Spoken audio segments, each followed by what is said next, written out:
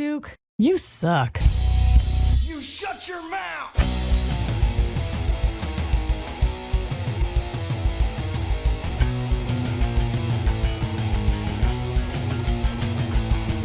Welcome to the Duke You Suck podcast. And now, Duke Durango. Hey everybody, welcome to the Duke You Suck podcast. I am here with one of the nicest ladies you'll ever meet in your life and one of the most talented artists that I've ever seen in my life. Brittney Lo, welcome to the Duke You Suck podcast. Thank you. Thank you for having me. Thank you for coming on. There's so much to talk about. I have so many questions, but I don't want to pepper you. I just want to chat with you. But I never knew, I mean, I don't know you well, obviously, but I didn't know. Were you always a painter, or is this something new? I didn't know either. It's definitely something new. Yeah. I discovered it probably like 4 years ago. Oh, okay. So really, okay. So when did you get to I'm looking at the work behind you. Yeah. And first question, is that for sale? Unfortunately, no, but there'll be way more for sale. Yeah, I like, that's really pretty. Thank you. And then when did you get to this level? Like, how long did it come fairly quickly? Like, when did you get hardcore? I guess that's where I'm trying to figure it out. So it initially started with a bit of drawing. So back in 2019, or a little bit prior to 2019, I was just trying a whole bunch of different random things. So I was trying like drum lessons and dance classes, and I was just like in this really big self-discovery journey. Okay. And honestly, one day I woke up with the feeling that I should try drawing a little bit. So I busted out YouTube, got some pencils and some paper, and I just started to draw. And it was okay, like it was decent, but I had a feeling that I should just continue with it. Right. So I took a class at U of C. It was just a basic drawing class for like shades and composition and proportions. And it just really helped a lot. And then from there, I would say the progress moved pretty quick. I was just drawing, but I felt drawing was a little rigid. It was just very like step by step. And that's kind of how my life was at that time as well. So painting felt a little more like free flowing, and I was able to let go a little bit. So During COVID, it was just like a really good time because I was able to just really put a lot of energy into it, especially when my work shut down for a few months. And all the painting was just self-taught. So yeah, it's been a really fun journey. So you initially started to learn to draw from YouTube, and then is that where the painting? Have you watched like, what's his name? Bob. Now, of course, the name escapes me. With the big hair that draws the landscapes. There you go. Were you watching a lot of Bob Ross? I mean, obviously he does landscapes. You do beautiful, beautiful ladies. Your work is unbelievable. Seriously. I'm really, and I'm not like you can see behind me. There's a little bit of art in our house. That one right there is done by a friend of mine, guy called Ajax, and for some reason he won't come on the show. But it blows me away when somebody's self-taught and is as good as you are. So, okay, where did the inspiration come from? Obviously, you were on a journey of self-discovery. You know, you're still, because am I wrong? Dental hygienist? Dental assistant. So okay. So that's what we call your day job. So you're still doing that full time? I am. Yeah, I've been at the same office for like 9.5 years now. So okay, good for you. For you. So they shut down. You start painting. When did you start posting things online? Because I could be full of shit, and correct me if I'm wrong, please. The first painting you ever sold is hanging in my house. It is, yeah. Wendy bought my first painting. Well, and we'll buy like that one behind you. Honestly, if that comes up for sale, you just let me know, or if you do another one like it. Yes, yeah, I can definitely do more. This is for a friend. She's going to buy it off me, but I can definitely make more of these for sure. And I shouldn't say this. I'm not going to name the price, but you were too cheap. Like, I know, but you know what? Like I had felt that I was just starting off, and I know you guys, like, I don't know. It just, I was like, you know what, this is a good price for now. And I appreciate that. It's gone up a lot since Well, then. and it should. And I don't mind paying for quality art. I mean, I'd be lying if I told you like I know a lot of artists. I know, I'll call it, the Monets, the Rembrandts, that kind of the real popular guys, right? The Van Goghs. Masters. Yeah, exactly. So, I mean, one of the best times of my life was in Amsterdam, going to the museums and looking at all the art. But so I love it, but I don't know shit about it. Have you now gone back and started to look at the history, or is that something you've always been interested in? I look at it a little bit. I do have a book from the Masters that I got for my birthday, and I kind of look through it a bit. It's not necessarily my most favorite art. There's a few that I really like the Kiss. That's a really popular masterpiece that I really enjoy. But I look there for some inspiration, but I kind of more so look at people that are painting these days for more contemporary artists. Yeah. Is there a concern when you're looking at art? This is going to sound ridiculous, but there was a time when I was wrestling, I didn't watch wrestling because I didn't want anyone else's wrestling to influence my wrestling. Yeah. Is there a point where you're cautious at what you look at because you don't want to almost imitate somebody? I think it's an interesting subject because to create something completely original, I feel like everything has pretty much been done in a way. That's fair. So it's kind of about like looking at people's work for inspiration, but then you kind of have a different twist that you feel like you can add your style in it. So I do see a lot of people do a lot of figure, but then I try to add my own style and what feels comfortable to me in it. So right. Well, your paintings to me they're not Rubenesque but they're like, these are curvy ladies. Like these aren't stick figures. These aren't what I would call, the modern era of the female. These are, that painting we have, that girl has a juicy butt. She does. Yeah. And I mean, I'll paint anybody. It has like shape isn't necessarily the biggest component in it. It's more about just like the empowerment and normalization of the body as well too. It's really important to me. Have you used any models, or is this is just out of your soul, as I say? It's a combination, yeah. So a few people have let me use their photos. A few things that are more loose that I've painted, like on more the abstract portrait side, I've just kind of came up with the body. But I'm actually getting into commissions now, and people are actually sending me their photos to paint. So it's pretty cool. That is rad. Good for you. Thank you. This is it blowing up? Is that, and I don't want to say like, but are you getting really busy with it? During this whole process, I've never really had like a huge expectation, or I'm not trying to rush anything. Right. The biggest thing is that I'm enjoying it and I'm taking it slow, and I'm actually in the moment of experiencing it. Yeah. I would say since I launched my website, I've had a lot of opportunities that have come up. Okay. So it's really cool. I feel like this is literally just the beginning. Right. And I'm really excited to see how it blossoms. It is. And what's the website? Oh, we just froze. Dang it.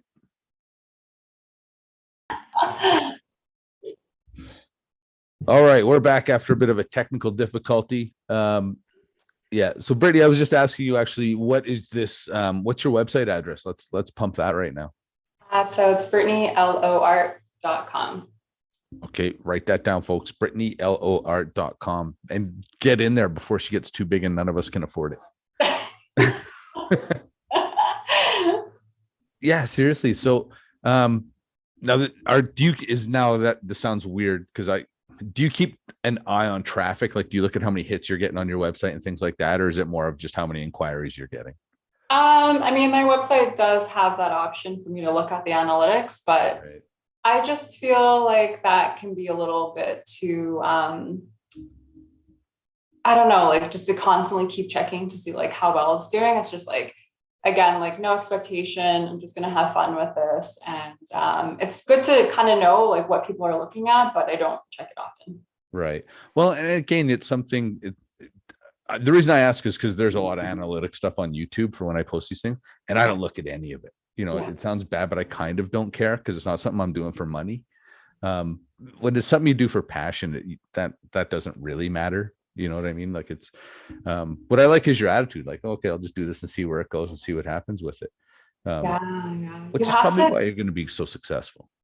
Thank you. Yeah. I mean, initially I felt like I had a little bit of too much pressure on it. And it just felt when I did, it just wasn't really going anywhere. So like my Right. painting wasn't that great. And I just like really wasn't having fun with it. And I was like, well, what's the point of doing this then? Because this painting, like I enjoy it. So if I'm not having a good time, then why am I doing it?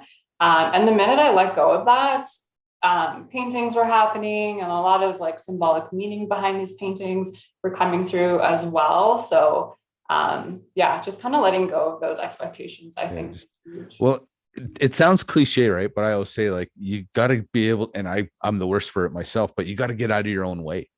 Yeah. Right. You just got to, because like when people talk about pricing art, sometimes people ask me what I paid for this art behind us. And truth is most of it came from China. Like it was paid. They say Chinese art students. I'm hoping that's how it was done. But I always say, like, when people ask how much art is, I always say, I don't know, man, how do you put a price on a piece of somebody's soul? Yeah. That's literally how I view it, right? Like I don't know, man. It's when someone can lay that down on paper or on a canvas the way you do, or my buddy Ajax back there, it's inspiring to me. Do you know what I mean? I would never pick up a paintbrush. Let's make that clear right now. I have no business touching that. But at the same time, it's wild to see, especially the progression in 4 years. Do you have like your first stuff hidden away somewhere? I recently posted something on Instagram. It was kind of like a little reel that showed 2019, the first eye I've ever drawn.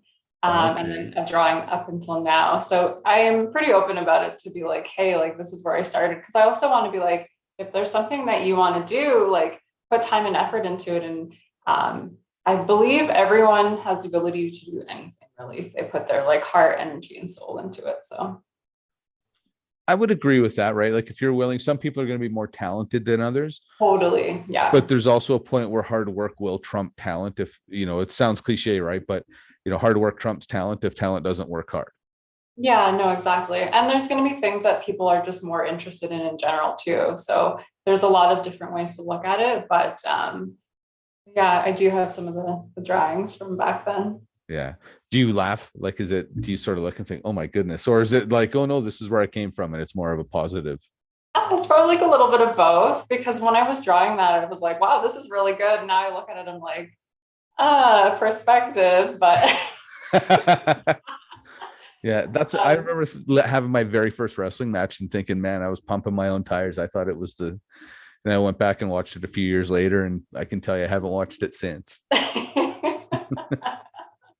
that's good though. You had a belief in yourself and you just stuck to it, right? So. Oh boy, did we think we were shit hot, and we'll go back and watch. It's like we weren't very good. But it takes time, right? And when we were passionate, worked hard, and got better at least. We didn't stay horrible forever. Yeah, exactly. Yeah. So now, do you make time to sit down and paint, or is it just when the spirit moves you, you're gonna sit down? It's a little bit of both. So right now, I feel like I've taken on the role of many different things. So it's like the artist, the website designer, the photographer, videographer, content creator, editor, and then I'm also working a full-time job. So it's definitely trying to find that balance. Nothing but free time for you. Yeah. So I'm like, sometimes I'm like, okay, like when do I even paint? But when I do get to paint, then it feels extra special because I don't get to do it all the time. But I'm trying to make changes in my life right now, actually, which might be finalized tomorrow. And it's going to allow a lot more free time, so I can actually focus on my painting and my art. So this is something you're getting after it a little bit. No, and again, I don't want to put any pressure on you either, because that's not cool. But at the same time, I'm excited for you. Like well, we've known you for a long time, and I'm going to be honest with you. I mean, we have a mutual friend, and I'm just going to say he fucked that up, in my humble opinion. Because like you're somebody that like I can see when you work out, you look after yourself, you eat right. When you're into something, you do it and you do it right. And that painting behind you, does that have a name, by the way? I always ask that question. Is there? Yeah, so this one is called Love Endlessly. She actually has a tattoo that says that. And I'm going to be putting it on there. So I decided to name it that as well. That's pretty cool. That's pretty cool. Now, have you been commissioned? There's another question. Have you been commissioned to do any work for people to get tattooed? I haven't, no. Some people are like, hey, so are you going to get into tattooing? And I'm like, no, I don't know. I think because I've worked in the dental office for so long and I'm constantly working over somebody. I don't know if I want to be back in a shop like that. I like the idea of just like painting when I want to and waking up when I want to and selling my paintings and just kind of being on my own time. So, well, that was going to be what I was going to say. Once you start doing that, as much as you're doing what you want to do with your life as a tattoo artist, it's now a job. It's a 9 to 5 or, 10 to 8 or whatever you want to call it. It's, you're working these long days, making appointments with people and working, truthfully, you're working at someone, not even like just a regular schedule. You're working at other people's schedules. No, exactly. Yeah. It can be hard, I think, to find inspiration like that, right? Like especially when what you're saying, you want to stop living such a regimented lifestyle. Exactly. Yeah. A little bit more on my own time. So, and do you find it hard to shift? Hmm? Have you found it hard to shift from like a regimented lifestyle? Like, for instance, if you ask me right now, hey, let's get together Saturday, I'm not kidding you. I think I will see you May 21st as my next free Saturday. Okay. Right. So it's how do you make that shift? Because Wendy and I are literally having this conversation. Like, how do we leave room for spontaneity? How do we, become more flexible with our time? Because it's hard. Yeah. I mean, so the shift from the dental office to this, or just in general? Just in general. Well, even the dental office to this, are they fairly understanding? Oh, my boss is so great. Yeah, he's Really? definitely cheering me on and super excited about my website, and he always wants to see everything. So he's been really great. Excellent. I feel like most people around me have been like really good supporters. And in terms of, yeah, I guess like I said, I was taking the role on of like so many different things. So trying to find that time to do life.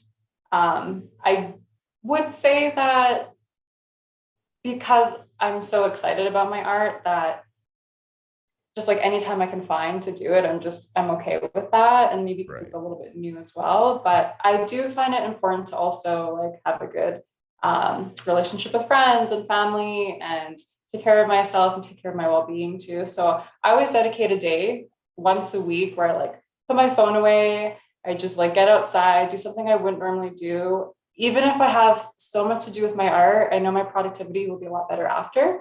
Right. And then I'm also enjoying other aspects of life too, because as important as this all is, there's like two ways to look at it. It's like super important, but at the end of the day, it's not really that important either, because at the end of the day, like I'm not taking any of this with me. So it's about enjoying it.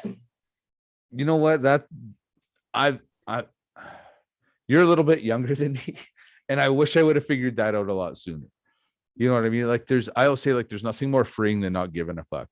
I don't need money for freedom, but to be able to free your mind and just do the things you want to do with your life. Yeah. I mean, financially, you can do more things you want to do if you have money, but at the same time, I mean, like say, I can't take it with me. So if I can just take everything for what it is, enjoy every bit of my life, I'm a wealthy guy already. Right. Yeah. It took me some time to get here. This wasn't always my mentality, but everything has been kind of leading up into this. So I find I enjoy life much more and I'm happier looking at it with that perspective. Yeah. There's all right. We're back. Technology can suck it. Third time's a charm. Yeah. Third time's a charm. And I forget what exactly we were talking about. So let's just, yeah. You were going to talk about a quote from a movie. Oh, yeah, from Wesley Snipes in a movie called New Jack City. The quote is, if you free your mind, your ass will follow. Mm. You know, and it's obviously it's a little gruff, but it sums it up so well. Hey, it's straight to the point. I like it. Yeah, like he's a crack dealer in the movie, but he's someone he understands. Um, so yeah, that's you know, it sounds so, I don't know, Zen or Buddhist to say the path to enlightenment, you know what I mean? But it takes so many different ways. And you know, I've known you for quite a long time, even though we don't know each other well. And you've always seen somebody that just sort of had it together. So to even hear like, oh, Brittney went on this, you know, sort of self-discovery journey is impressive that you're looking inward at such a young age, because most people end up having a midlife crisis before they get it figured out. Yeah, I mean, well, like 6 years ago, during the time where we would have not been talking anymore, that Right. was kind of like what kind of started it. Just Okay. because I got out of like a Yeah. situation and I didn't really know anything about myself. And I made a promise to myself. I was like, I'm gonna get to know myself and try new things. And yeah, I think it worked out good. It seems to have. And you know what, most importantly, I mean, you've always, you know, kind of been a generally happy person, but you seem really happy. Yeah, I'm definitely in my best place that I've been for a while. So yeah, Good for you. definitely. Good for you. My art has a lot to do with it, and just yeah, it's really exciting. I'm really happy that I found this. Well, it's, you know, I always kind of warn people never to get me started talking about like golf and wrestling, because those are the two things I'm most passionate about, and I will burn your eardrums off talking about it. And Yeah. I kind of feel the same. You're being polite and everything, but I kind of feel the same way about your art. Like I can just see when you, as soon as you start talking about it, I probably couldn't beat the smile off your face. Yeah, I know it's pretty. Yeah, get me talking about art and it looks like this. Yeah, like but that's it. That's great. Like that's infectious. You know what I mean? Like it's now, obviously, I'm not going to, have you thought about teaching? Because people are going to be inspired by what you do. Have you thought about kind of, you know, Well, I don't know. I mean, I'm still learning myself. So I don't know about teaching, but maybe down the road for yeah. sure, possibly. Yeah. Do you have a lot of people asking you like, hey, how do you do this? How do you do that? What techniques do you use? Some people, I guess maybe if they're also a little bit artsy themselves and they want Right. to kind of do it themselves, but otherwise not so much. But yeah, I'm still learning techniques as well. Like I actually had a bit of a challenge initially with painting because I'm very analytical. So when I was watching these YouTube videos, I was like, they're not explaining it well enough. I need, how much medium did you use? Like how many times did you dip your brush in that medium? And I and like it was a little challenging because with painting it's more about letting go and just like It's trial feel. and error. But then I realized that I don't really think there is a wrong way to do it. Like it's about finding the way that is right for you. Because one video will say don't use black and another video is like use as much black as you want. So it's like I think there's conflicting opinions. Right. And again, just whatever works best for you because it's Well, different for everybody. and art's so subjective, right? So like you say, So it's, subjective. yeah, you're gonna find some people, you know, like, oh, you know, Rembrandt was a man. Oh, go to hell, there's Van Gogh, you know, like, well, they're both great. So let's just try them both and see what happens. Right? Yeah, it's so true. I can tell also when I'm showing people my art, some people are like, this is like so great. Some people are like, that's not bad, but I never take it personally because I just know maybe it's not their thing. And there's a lot of art that I'm not necessarily into either. So Yeah, for sure. Like I'd be on, like, I'll be honest. One of my wife and I, we kind of have, she likes abstract and I have okay. a hard time with it because I'm okay with abstract, but it still has to look like something. Okay, yeah. You know, yeah. So it's like if you know, look around our house, there's a lot of landscapes and flowers and stuff. That's more my thing. Okay, yeah. Yeah, but yeah, Wendy likes the abstracts and it's just, I don't know. I have a hard time with it. Like the worst museum I've ever been to, and I have no problem saying this, and I don't mean any disrespect to the artists themselves Yeah. because I'm not creative that way, but the Contemporary Museum of Modern Art in Amsterdam was the biggest piece of dog shit I've ever seen in my life. Really? Oh, but again, it's because there's probably people that walk through that and said like, oh, this is the best thing I've ever seen. And I was like, this plastic thing that's bent into like a bench isn't art. That's a chair. Which is art. Somebody. And you know what? There's if anybody knows, I like these chairs called Eames loungers. Okay. And they look like art, but I think they're the price. I was looking at them the other day because I was fantasizing, and they're $7,800 for one of these for a chair and an ottoman. Okay. So I'm never gonna own one, but I appreciate furniture being art. No, exactly. Yeah. Interesting. I've never heard about this gallery. I'm interested in checking it out potentially one day. It's something like, and Yeah. I don't like to advertise this or anything, but I was high when I was there, and it still was. You're in Amsterdam. Like, Yeah, for sure. I wouldn't expect anything else. Yeah, but then that was you enjoy art and you stare at it a little longer or whatever. But yeah, I had a hard time in that place. Yeah. You guys actually have a really beautiful painting right when you walk in. It's framed, and I think it's to the right when you walk into your house. Ooh. And it's huge. It's like massive. Is it people? I think so. I don't know. It looks like a little more. Oh, so you've been to our bungalow. You've been to the new house? I've been to the new house. Yeah. Okay, I'm sorry. Yeah, it's kind of like a Rembrandt. That is what I would compare that to. Okay. Yeah, but yeah, and I don't like, if you look at our house, it's not really decorated. It's those are old people, and and it seems to be, I would call it sort of the mid 1800s setting kind of thing. Our house isn't decorated that way, but we both just are at my attitude with art, and for right or wrong, because I don't pretend to know anything, is if I look at a painting and it takes my breath away, I want to buy it. Right? If I look at something and go, I'm in. And that painting, as soon as we both seen it, we both went, Have that feeling. Yeah. yeah. So that's how I buy art. No, I think that's how you should do it too. Like sometimes you can see I think with abstract too, it's like there's not always a lot going on, but sometimes it's a way that it makes you feel when you look at it. You know what? And that's a new thought for me, to be honest. So I'm going to try it, right? I'm going to try and I'll spend more time looking at it than just going, and and walking away. So I'm literally at that point. I can actually appreciate abstract artists. Let's keep going. What the hell were we talking about now? I was just saying I actually can appreciate abstract artists. Like it's pretty liberating to be able to just like throw paint on a canvas and not really think about what you're doing and end up coming up with something that looks pretty decent depending on the artist. But I don't do a lot of abstract initially because I had a hard time just letting go and creating. I was gonna say I could see it being a cool outlet. Yeah. Totally. Yeah, that would I could see that. Yeah, it's one of those. Yeah, I don't know, man. I'm gonna take the time now that you've said that. It's how I feel, not just pleasing to the eye. I will now stop and look and stare and see if it makes me feel less angry. Less angry.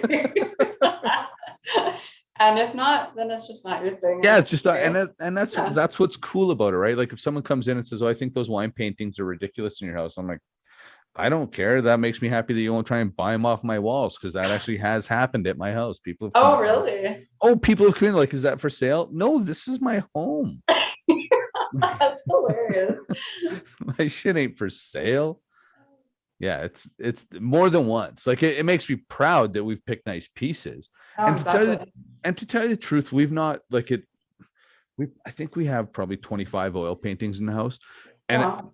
And the most expensive one, I think, was Chris Cornell. Do you know what I mean? Oh. We were really lucky. Most of our paintings were probably 700 or less. Yeah. Which I know some people are like, geez, you spent 700 a painting. But if you look at something every day for the rest of your life, cost per use, it's pretty cheap.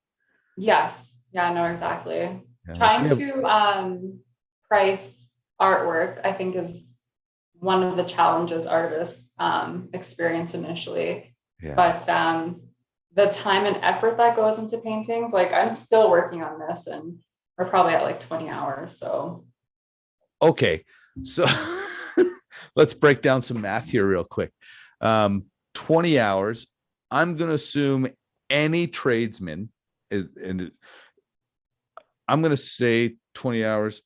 I'm even going to turn on my calculator here so I don't say anything stupid. Okay.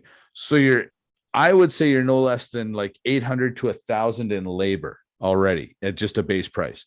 So then we have to add the sole portion in there, which has to be at least another 25, 30%, plus the cost of material, because paint isn't cheap. No, it's right. So that quickly becomes, and people are like, well, how do you come up with that? Well, it's quickly $1,000, $2,000 painting in my head. Yeah, I mean, some artists will go by hour, some will go by square foot of the canvas or like linear foot. Okay. So, and I also think too, like, depending on how long you've been in the game. So there's so many different factors. Well, you know what? I think the price has to go up when you can't produce enough art to keep up with your demand. And I know it sounds ridiculous, but there's a point where you want to be able to make art affordable for everybody. But there's a point where your time becomes so valuable that it's like, okay, who's willing to pay what for my time? And it sounds horrible, but when you're giving your soul, how else do you do that? Oh, exactly. Yeah. And I mean, there's also alternatives. Like I sell prints on my website and those are significantly cheaper as well too. So there's options if people don't want to spend as much on original. Yeah. I don't want your prints. Somebody out there might though. So. You know what? I actually have, for my friend Ajax, I do have some prints of his because he's done some really cool pieces that are hanging in other people's homes. Yeah. And he happened to have prints so I was able to buy those. But yeah, everything I'm like, no, if I can, I want the original. Like it's, and again, because I want to own your soul. No, I'm just kidding. I'm not. I see you now.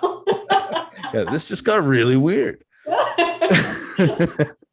But no, and that's honestly, that's always how I price art, because I look at stuff and I'm like, man, that's $10,000.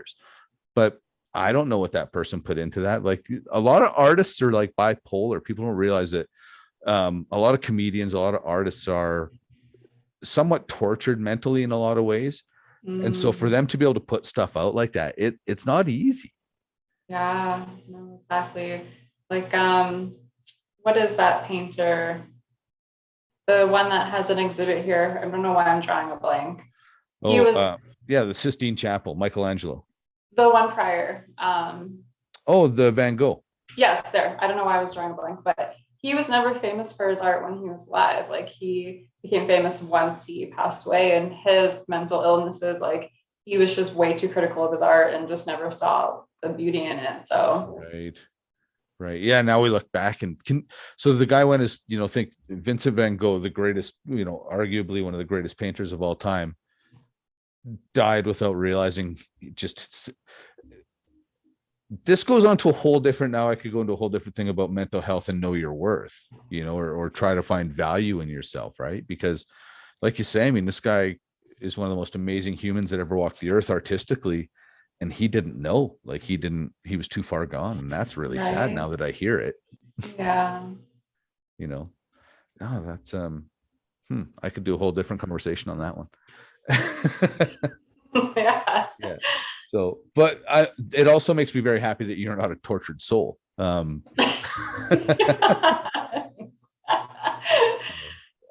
think to some degree we all are, right? We all have scar tissue. We all have our things we're working through, especially during like the past 2 years too. I'm sure that made it a little bit harder for some people. Well, and then that's, the polarizing thing, not to go off on the COVID tangent, but for some people, they've been able to focus on really positive things. Like for instance, your art for you was really good. But I think for other people too, it brought out fractures that existed, but were below the surface. You know what I mean? And I think some people, unfortunately, and I'm not somebody that's going to blame anybody or anything, but I think some people, their fractures came out through COVID, and it's unfortunate. Yeah. And hopefully that with it coming out is an opportunity for them to look at it and kind of turn it around a little bit if they get that chance. Well, sorry. No, go ahead. I was going to say, how did you handle the last 2 years? Like, did it? You know what? Our social life got quieter. We saw fewer of our friends, but Wendy was able to work from home. I work in an essential service, so I was at work every day. We had good family, good friends within our bubble. I was really fortunate. Like, I'd be lying if I told you I felt deeply affected. I mean, other than not being able to go to my favorite restaurant, which is, hey, first world, keep walking. Yeah, exactly. Yeah, like it's, oh, poor me, I can't go to a restaurant. But other than that, literally, I don't have like a hard luck story for you. Like, I walk, we are so blessed. Yeah, Um, yeah. yeah, Wendy got COVID end of January, and I was more sick from getting the booster shot than she was from COVID. Mm, So yeah, like, we lucked out, Brittany. I don't mind telling you, like, yeah. No, good. I'm we're happy to really hear that. fortunate. How about Yeah. yourself? Other than painting, I mean, work shut down. How did you? Okay, here's a question. I guess none of my business, but how did you live when work shut down for a few months? In terms of like financially or Yeah. I mean, they always tell us to save 30% or whatever, but I mean, how many of us really do? well, I mean, I did take advantage of like the car payments or whatever for those 3 months. Right. Which I mean I had to pay back anyways, pretty much. So Yeah, you um deferred it. It didn't go away. yeah, yeah. So, but yeah, no, I was okay for the 3 months. Honestly, it was a blessing in disguise because before COVID was happening, I was working like every Saturday. I was working a ton. Right. After COVID happened, I only work one Saturday a month now. My job kind of changed a little bit. I'm working a little bit up front now. I wanted to learn a little bit more up there. Okay. Everybody kind of like scaled back their hours at my work. Like it was a blessing in disguise for sure. I think a lot of us kind of realized, hey, maybe I should just cool down a bit.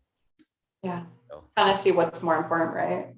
well, I work with these mechanics, and they work, man, during the summer, they're working 17-hour days, and, 14 to 16. What? They go Um, hard, and they don't take vacations. I'm just like, you um, guys are insane. Like, you need to be able to, and so it was a forced downtime for a lot of people, I think, yeah, no, it you definitely know, was. and I'd be lying if, being somebody that was out working and stuff, I loved driving. Like, the first kind of 4 months of COVID, the roads were great. Like, so for me, I that know. sounds terrible, but it was so nice. They were, yeah, I agree with that. Yeah, there's nobody out, and again, now I get to laugh at people because I am that guy that, like, I only laugh at people if you're an obvious crazy person. And by that, I mean, like, if you're somebody that wears a mask in your car by yourself, I can't help it. Like, Mm. I don't know. Maybe I'm a dick. Well, I am Nah, I kind feel of. you on that. I feel you on that. I was wondering, I'm like, maybe they're like an Uber driver and they're about to pick somebody up. Like, Yeah, you're trying to figure it out, right? Like, yeah. you know, I, like I was making a joke to the guys at work. I was like, yeah, man, sometimes when I'm out picking up parts, I just throw on a condom just in case. I Yeah. don't understand, Yeah. but I don't have to, right? That's the thing. I don't have to understand. I just have to go on with my day. Totally. Yeah. No, I Because I'm agree. sure too, and I'm somebody that is. I bet there's people that watch me walking through a store or, working away by myself when I think no one's watching, and watching one think like, what in the hell is that guy doing? Right? Like, we all, you ever stood far away and watched somebody try and fight a bee? That's the funniest shit in the world. I don't know if I've seen that, but I'll Oh, keep my eyes but peeled. think about it Yeah. for a second, because you can't see the bee, right? You just see the person, Yeah. and You're like, are that's the they kind of, dancing? Are they in a good mood?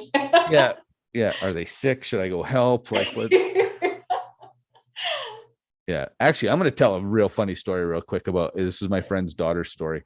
But it's funny about how you should get in and help people. So anyway, she works at a clinic. She works somewhere, and it was really icy, and she's seen this man get out of his car, and he had a cane when he got out of the car, and he slipped on the ice and fell down. And she was like, "Oh no!" But he kind of got up right away, closed his car door, started walking, and fell down a second time. And she's like, oh my. And she's not laughing. Like, when she's telling the story, she's not like laughing at the guy, but she's like, she doesn't do anything. And her coworker comes up from the back as the guy falls a third time.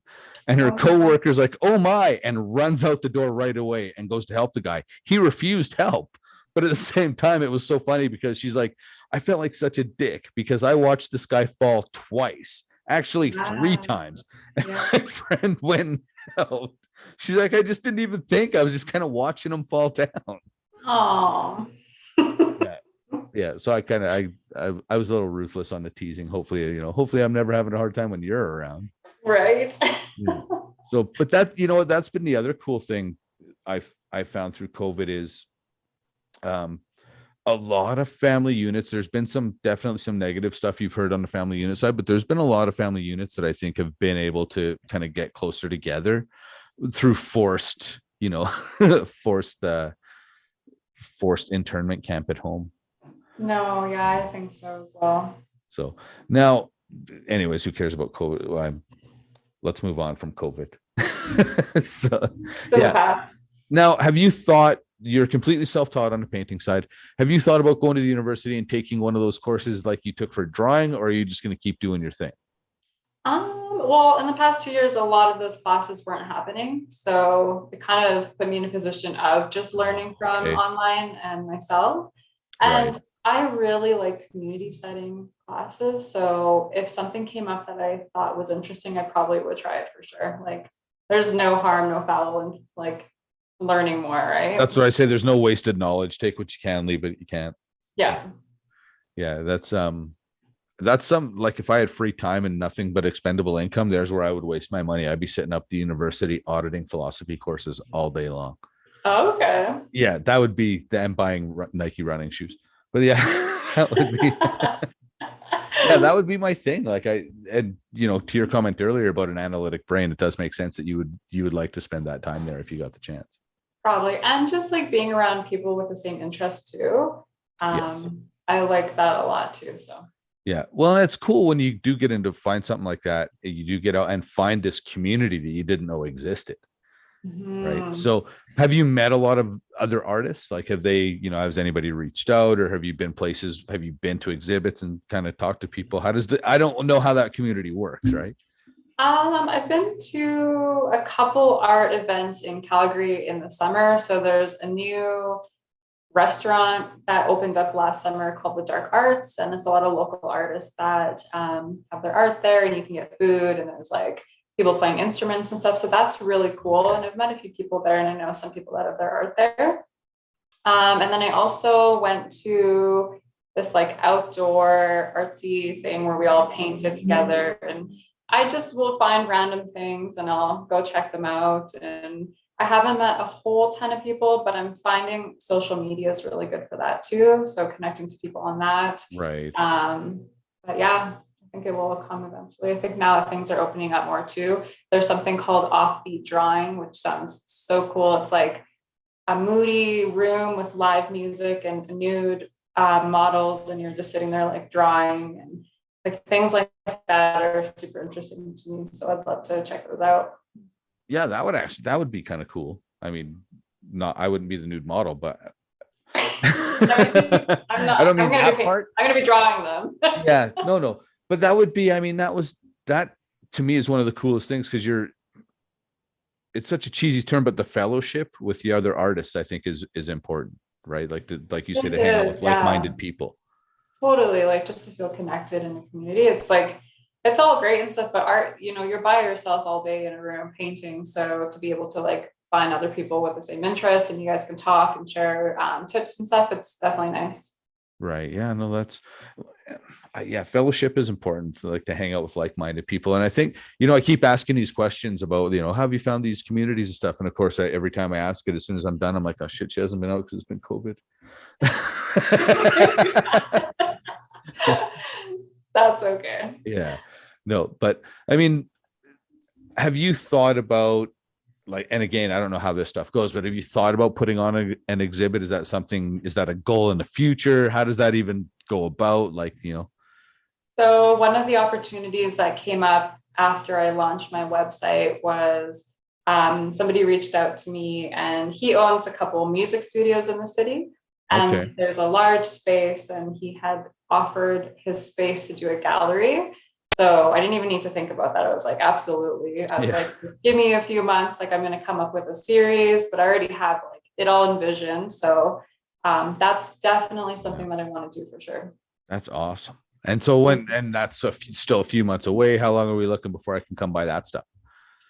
I don't know. That's the thing. So kind of back to like balancing my time of being able to paint, like right, if everything falls through with this change that I'm about to make, painting is going to be probably my more so, I'm going to be able to scale back work. So I'm going to be Okay. able to focus more on my painting. So Right. I'm hoping the gallery, I'm thinking maybe like ends of summer, like September, October or something. Okay. Nice. Good for you. So just in time for me to buy my wife something nice for Christmas. Yes, exactly. Yeah, it's a Brittney. And I do commissions as well. So that's always an option too. If people have something in mind that they want, then Right. we could talk about that. That must and so how many commissions have you done so far, if you don't mind me asking? And what's the reaction when you hand them to people? Like, it's because is there nerves involved in that? Yeah, a little bit. So I've done a few so far. I actually made a painting for one of Wendy's friends, and her response was amazing. So she was really emotional. I actually had videotaped the whole process of the painting. I put it on like a time lapse. So she kind of got to experience that. And then once I gave her the painting, she was so happy. So it's a really good feeling. Like, it's great to be paid for this too, but then also that kind of like appreciation and impact you have on somebody is pretty huge. Yeah, like you touch that lady's life, right? Like that's important. Like that's I don't take that lightly. That's it. That's big that you can touch people that way. Yeah, I think sometimes when people look at my paintings, they might just see like a nude figure. Yeah. But there's really a lot more behind my paintings than just that. Like, of course, it's beautiful and whatnot, but even for this painting here, it's not nude necessarily, but I came up with the idea for the painting, and I reached out to my friend and I was like, I have a really good idea. I want to use your photos if you'll give me consent for that. And she's like, yeah, like, why do you want to use my photos? I'm like, I just think you're beautiful, and I think your lips are beautiful, and it's just going to look really great for the idea I have. And it changed her outlook of how she was viewing herself. So there's a lot of like empowerment that can happen in these paintings too, Right. especially when people are sending such like personal images to me to do like a full nude portrait. Yeah, it's empowerment of like female body is like really important to me. So Well, and I think we're finally at an age where, men, as stupid as we are, can see it as art and not just look at it as like a Playboy magazine. Do you know what I mean? yeah. Like, and I think that's important too. Um, I'm somebody that's been guilty of truthfully not like I was always like, I'm not a women's libber. And I realized I am, but I just never outwardly said it because it's my mom raised us just to treat women as equal. So it literally never occurred to me. It was just something I've never thought of women or less, I mean, I make stupid jokes. I'm an idiot, but I mean, so to me, when we talk about empowering women, I sometimes when I say it, it sounds weird when I say it. All right, back after one last technical difficulty. We were talking about women's lib and how I never saw myself as a woman's libber simply because my mom raised me. First of all, I was raised by a strong woman. So I've always just assumed women were my equals. And so when I find that we had to have this conversation about women's empowerment and how men mistreat women, it's shocking to me. And absolutely, boys, do better because it's horseshit. Like, I don't understand why we have to have these conversations. Yeah, I mean, definitely that. And, no like gender bias thing too, because I know men also have a lot of like constructs and expectations about like how they should act too. So Right. I think each gender has their own challenges. For sure. I so more so just because I can relate like to focus on the women. Yeah. Well, and that's, like they say, boys don't cry. I'll tell you right now, I cry at TELUS commercials. I cry when I hear Winnie the Pooh's voice. Aw. Yeah, like I, maybe there's undealt with trauma that I don't understand, but yeah, no, because I'm a 90s guy. I think we were the first sort of generation of guys that were okay to feel. Do you know what I mean? So I think that's where don't get me wrong, we're still a lot of douchebags in my age group. But at the same time, we're doing the work and it's just taking us a little time to catch up. As funny as that sounds. So does Winnie the Pooh like have to say anything in particular, or is it just the sound of his voice? Sound of his voice. So when I was a little kid, I loved Winnie the Pooh. Like I had Winnie the Pooh shirts, socks, pants, a Winnie the Pooh record player. Like Aw. I liked Winnie the Pooh. So that movie Christopher Robin came out, and I'd seen Winnie the Pooh through the years, but the voice was never the same. Mhm. That movie Christopher Robin came out, and whether people liked it or not, I loved it. But they got the voice right, and literally, I can actually feel myself getting a little emotional right now because they got the Aw. voice right.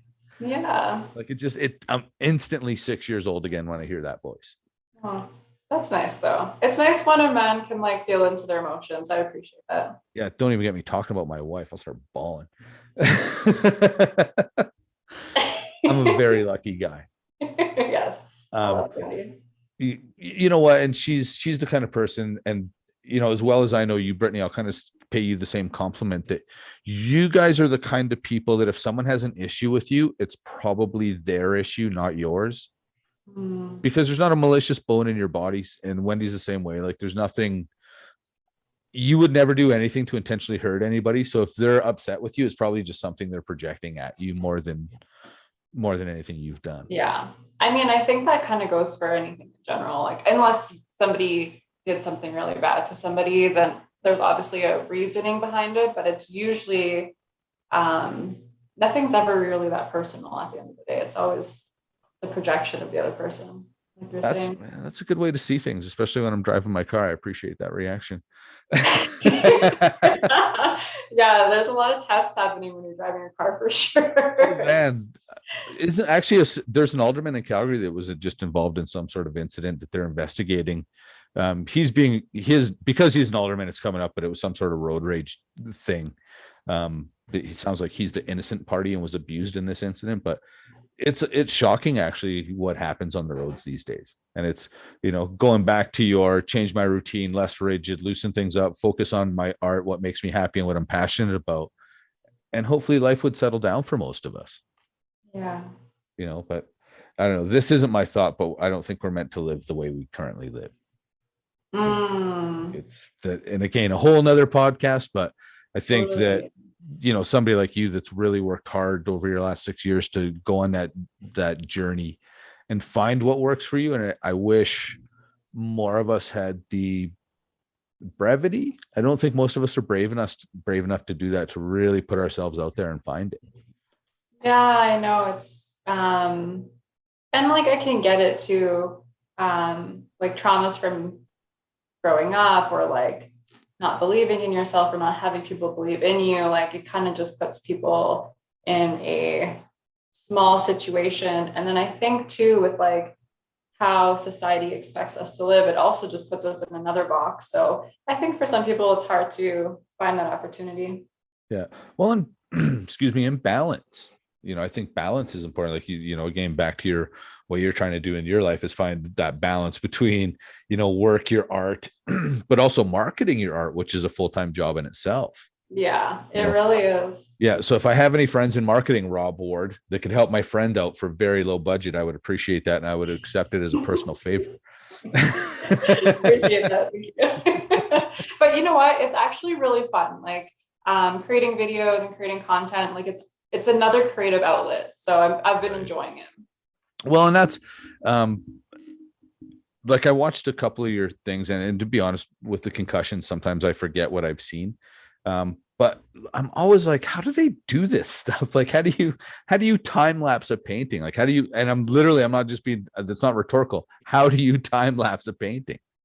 There's a setting on when you go and take a video on your phone and you just pop it to time lapse. Oh, you think you're so smart with your fancy just the time lapse. All right. This interview's over. It's okay. Now you know. Yeah, I feel super smart. Hey, I didn't know at first either. So yeah, there was a time I used to be able to lift heavy boxes, and that's why I got away with not being smart. Now I can't lift heavy boxes anymore. So it's like, geez, I'm not smart. I can't lift anything heavy. What am I gonna do? Fortunately, Wendy keeps me because I can still reach higher stuff than her. Nice. Yeah. I'll be around until I can't reach, and then so all right, I'm gonna let you get out of here. We'll end this torture for you. Thank you for having me on. I really appreciate it. You know what? Thank you so much for coming on. We are definitely going to do this again in person over like You can have a crantini or something, and I will not. I'm just joking. But no, I would actually like to get together with you, and like that's a beautiful piece behind you. And I bet you have a whole bunch that we could put out and really showcase what you do, because you are so very talented. And I want everybody I know to give this lady a follow. What's your Instagram? So it's the same as my website. It's Brittney Lo Art. So I actually want to just do like a quick little Please. hint in there. So I think most people know me as Brittney Lo, which is like my own doing. I had changed my last name to Lo a really long time ago. That's like a whole nother story as to why I did it. But originally, of course, my name is Brittney Lo, and I'm starting to reclaim that again. So I kept the Lo, so it's Brittney Lo Art now. Okay. That's cool. And again, there's a story there, and I want to get into that when you're ready. Oh, I'm always ready. Is that right? Okay. Well, I see Brittney Lo part 2 coming up real soon. Let's do it. Okay, so give my friend a follow. You will be notified of all her exhibitions. I will share everything I can. If you have money in your budget, support local artists. Support these people that are working hard to make our world better by giving us a little piece of their soul. Thank you. Thank you so much, Brittney. Have a good night. You as well. Thanks for everyone who watched it. Thank you. Duke, Thank you you. suck. You shut your mouth.